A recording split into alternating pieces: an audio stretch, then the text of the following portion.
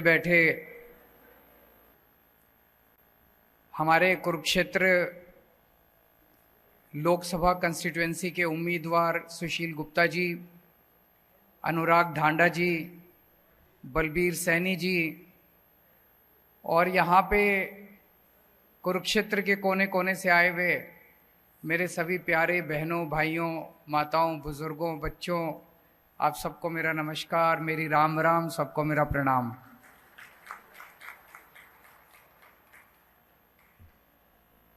एक महीने बाद लोकसभा का चुनाव है। किसी भी टाइम कोड लग सकता है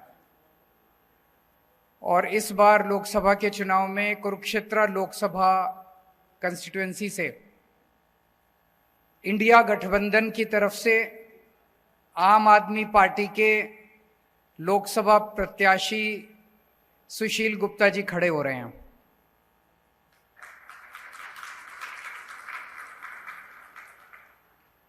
बहुत सारी पार्टियां आएंगी, बहुत बड़ी बड़ी बातें करेंगी। मेरे को बड़ी बड़ी लच्छेदार बातें करनी नहीं आती। मैं आपकी बात करूंगा, आपके परिवार की बात करूंगा, आपके बच्चों की बात करूंगा। अपनी सोचो, अपने घर की सोचो, देश की सोचो। बाकी इन पार्टियों के चक्कर में क्या पड़ा है? ये पार्टी और नेताओं ने तो लूट लिया 75 साल में देश को। तो एक महीने बाद चुनाव है। इस चुनाव में आपको अपना सांसद चुनना है। किसे वोट दें? पिछले 10 सालों से हरियाणा में 10 लोकसभा कंस्टिट्यूएंसी हैं। पिछले 10 सालों से आप 10 की 10 सीट बीजेपी के 10 लोकसभा एमपीज को दे रहे हो, 10 बीजेपी को जिता के भेज रहे हो।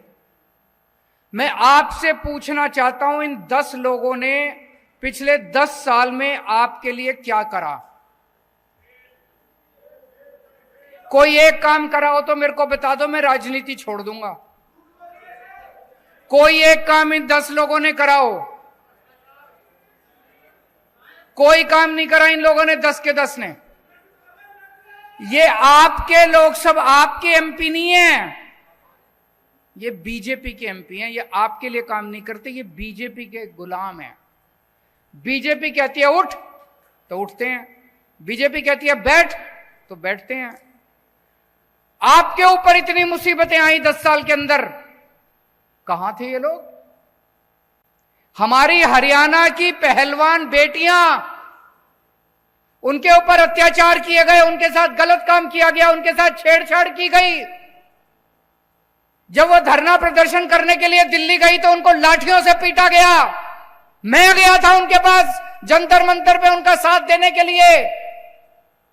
आपके 10 एमपी कहां थे? तालियां बजा रहे थे जब आपकी बेटियों के साथ छेड़छाड़ की जा रही थी। घर में बैठ के पार्टी कर रहे थे, तालियां बजा रहे थे जब आपकी बेटियों को छेड़ा जा रहा था। अभी जब आप किसान, हरियाणा के, पंजाब के किसान दिल्ली जाना चाहते थे, बॉर्डर के ऊपर उनको रोक लिया गया। क्या कसूर था जी किसानों का? यही तो कह रहे थे फसलों के पूरे दाम दे दो। मिलने चाहिए कि नहीं मिलने चाहिए पूरे दाम? फसल के पूरे दाम मिलने चाहिए नहीं मिलने चाहिए किसानों को? किसान कह रहे थे फसलों के पूरे दाम दे दो। क्या मिला बदले में? ऊपर से गोले छोड़ दिए। ऊपर से चाइना के ऊपर गोले छोड़ने की हिम्मत नहीं है इनकी, पाकिस्तान के ऊपर गोले छोड़ने की हिम्मत नहीं है, अपने किसानों के ऊपर गोले छोड़ दिए इन लोगों ने। एक किसान मारा गया, किसान का बेटा शहीद हो गया पंजाब के अंदर। जब किसानों के ऊपर गोले छोड़े जा रहे थे, आंसू गैस के गोले छोड़े जा रहे थे, रबड़ की गोलियां छोड़ रहे थे, मार रहे थे, डंडे मार रहे थे, वाटर कैनन मार रहे थे, तो कहां थे जी आपके ये 10 एमपी? ये तालियां बजा रहे थे। बड़ा मजा आ रहा था इनको, किसानों को पीट रहे हैं, बड़ा मजा आ रहा था इनको, बहुत मजा आ रहा था इनको। पिछले साल किसानों की फसलें बर्बाद हो गई पूरे हरियाणा के अंदर। पूरे हरियाणा के किसानों में तबाही मची हुई थी, फसलें बर्बाद हो गई, बेचारा किसान लुट गया। ब्याज, वो कर्जा लेके तो बेचारा फसल उगाता है, उसका ब्याज ऊपर से देना पड़ता है। चारों तरफ किसान कह रहे थे भाई हमको मुआवजा दे दो, मुआवजा दे दो। किसी को मुआवजा नहीं दिया खट्टर सरकार ने। कहां थे तब ये 10 के 10 MP? किसी ने आवाज नहीं उठाई आप लोगों की। जब बेरोजगार युवकों को पुलिस वाले दौड़ा दौड़ा के पीट रहे थे, डंडे मार रहे थे, बेरोजगार युवा नौकरी मांग रहे थे सड़कों के ऊपर, कहां थे आपके 10 के 10 MP? तालियां बजा रहे थे बेरोजगारी पे, आपकी बेरोजगारी का मजाक उड़ा रहे थे। और हद तो तब हो गई जब आपके बेरोजगार बच्चों को यूक्रेन भेज दिया खट्टर सरकार ने युद्ध के अंदर मरने के लिए। मेरे को तो रोना आ गया। अगर कहीं युद्ध हो जाए तो सारी दुनिया के देश अपने नागरिकों को वहां से निकालते हैं। इन्होंने खट्टर सरकार ने बेरोजगार युवकों को, हरियाणा के बेरोजगार युवकों को बेवकूफ बना के और यूक्रेन भेज दिया मरने के लिए। और यूक्रेन से अब मैं वीडियो देखता हूं, कई लोग कहते हैं मम्मी पापा मेरे को वापस बुला लो, मैं फंस गया यहां पे। कहां थे ये 10 के 10 MP?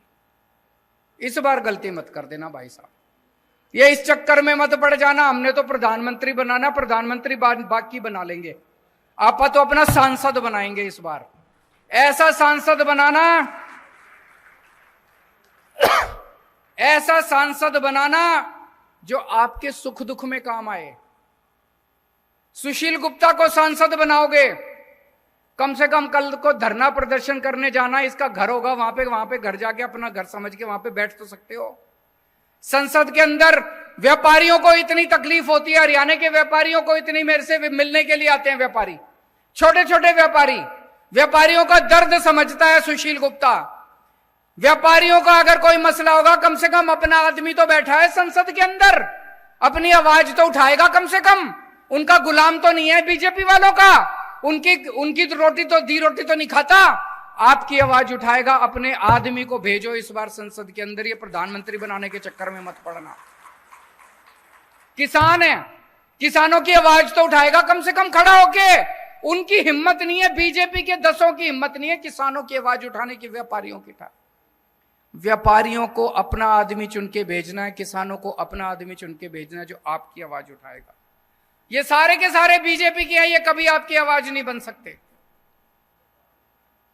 और आजकल तो ये बीजेपी वाले पूरे देश में घूम घूम के कह रहे हैं हमारी तो 370 आ रही है, हमारी तो 370 आ रही है, हमें तो तुम्हारी वोट चाहिए ही नहीं। खुलेआम कह रहे हैं हमें तो तुम्हारी वोट चाहिए ही नहीं, घर बैठो, हमारी तो 370 आ रही है हमारी। तो फिर क्यों दे रहे हो वोट? मैं दिल्ली से आया हूं आपकी वोट मांगने, हाथ जोड़ के आपके पैर छू के आपकी वोट मांग रहा हूं। सुशील गुप्ता जी घर घर घूम रहे हैं, घर घर जाके आपके पैर छू के आपकी वोट मांग रहे हैं। हमें आपकी वोट चाहिए, हम आपकी वोट से जीतना चाहते हैं, उन्हें आपकी वोट चाहिए ही नहीं। वो तो कह रहे हैं 370 आ रही है, जो 370 आ रही है तो तुम हमको वोट दे दो यार, वो तो अपनी पता नहीं कहां से लाएंगे, जहां से भी लाएंगे। उनको 370 आ रही है, उनको जाने दो। और आज पूरे देश के अंदर 2 किस्म के लोग हैं। हर आदमी या तो ये है या ये है, या तो देशभक्त है और या अंधभक्त है। 2 ही किस्म के लोग हैं इस देश के अंदर, या तो देशभक्त है और या अंधभक्त है। जितने देशभक्त हैं मेरे गिल्ले हो लो, और जितने अंधभक्त हैं उनके गिल्ले हो लो। हमें अंधभक्त नहीं चाहिए, सारे अंधभक्त उनके गिल्ले हो लो और सारे देशभक्त हमारे गिल्ले हो लो। आज खट्टर साहब ने 10 साल के अंदर हरियाणा का बेड़ा गर्क कर दिया। हर बच्चा चाहता है कि अब खट्टर सरकार जल्दी से जल्दी जानी चाहिए। कुरुक्षेत्र की सीट जिता दो, आगे खट्टर जी के जाने का समाचार हो जाएगा धीरे धीरे। तो आज से कुरुक्षेत्र का आम आदमी पार्टी अपना कुरुक्षेत्र का कैंपेन लॉन्च कर रही है, और कैंपेन का हमारा स्लोगन है बदलांगे कुरुक्षेत्र, बदलांगे हरियाणा, इबके इंडिया ने जिताना। कुरुक्षेत्र बदलेगा तो हरियाणा भी बदलेगा, और हरियाणा बदलेगा तो इंडिया जीतेगा। तो मेरी आप सब लोगों से विनती है, आप लोगों को ये चुनाव लड़ना है। सुशील जी आपके यहाँ पे पड़ोस में ही रहते हैं, ये श्यामलो कला गांव है ना एक, पता है आपको? श्यामलो कला गांव है जींद में, आधे घंटे का रास्ता है यहाँ से। तो यहीं का रहने वाला है, आपके बीच का आदमी है। और कुरुक्षेत्र तो सबसे पवित्र धरती है जहां पे धर्म युद्ध लड़ा गया था, ऐतिहासिक युद्ध लड़ा गया था। धर्म और धर्म के बीच की लड़ाई है। पांडव जीते थे, कौरवों के पास क्या नहीं था, सब कुछ था उनके पास, सारी इतनी बड़ी फौज थी, सारा धन धान्य था, सब कुछ था। पांडवों के पास क्या था? भगवान श्री कृष्ण थे उनके साथ। आज हमारे साथ क्या है? हम भी बड़े छोटे हैं, 4 आदमी हैं हम भी, हमारे साथ क्या है? भगवान श्री कृष्ण हमारे साथ है। और उनके पास सब कुछ है। आज उनके पास सारी शक्तियां हैं, सारी आईबी, सीबीआई, ईडी, फीडी सब है उनके पास। हमारे पास नहीं, हमारे साथ हमारा धर्म है। और ये धर्म और अधर्म की लड़ाई है। आप लोगों को तय करना है कि आप धर्म के साथ हैं कि अधर्म के साथ हैं। भारत माता की।